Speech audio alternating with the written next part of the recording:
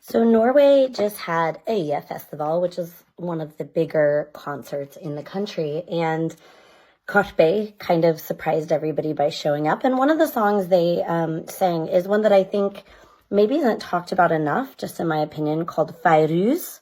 And I wanted to go over some of the lyrics in it because the main chorus or the main line that's repeated in that, I think, is so representative of their commitment to decolonialization and fusion music. So the line goes, Brune fötter rätt i baraf. And baraf, so brune fötter rätt means brown feet right in.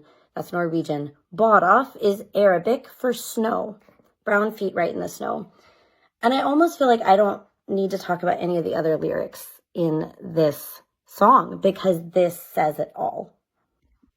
We inherently know that people with more melanin are typically from the global south. So this idea of brune fötter, brown feet right in the snow, demonstrates no better than anything I can think of the physical displacement effected on people groups by the history of colonization from the global north.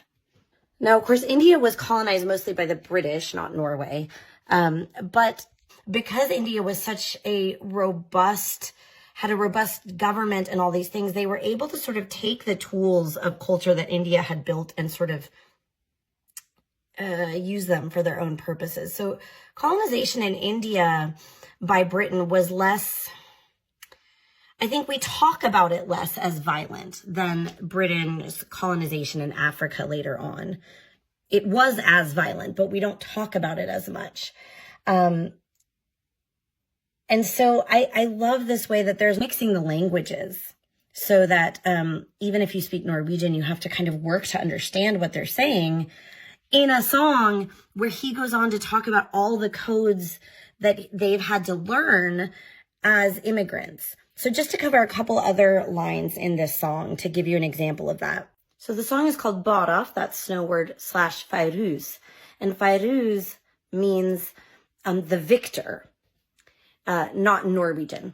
And so after they sing this line repeatedly, they say Fairuz, and they kind of sing it in this sad, melancholy voice at the top of the world.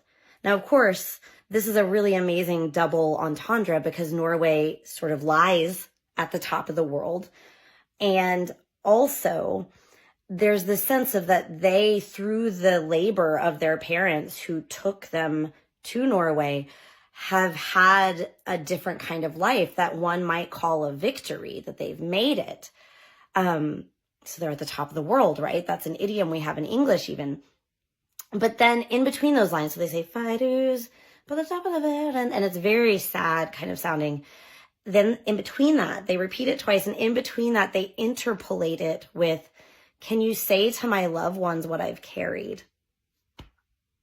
I mean, anybody who's a first, second, third generation immigrant, I think, understands what that means. But you could write an entire curriculum about immigrant literature just using these Karpe lyrics because they talk about what their parents went through to get them a victory. And I think you feel through the way they sing Fairuz that it's a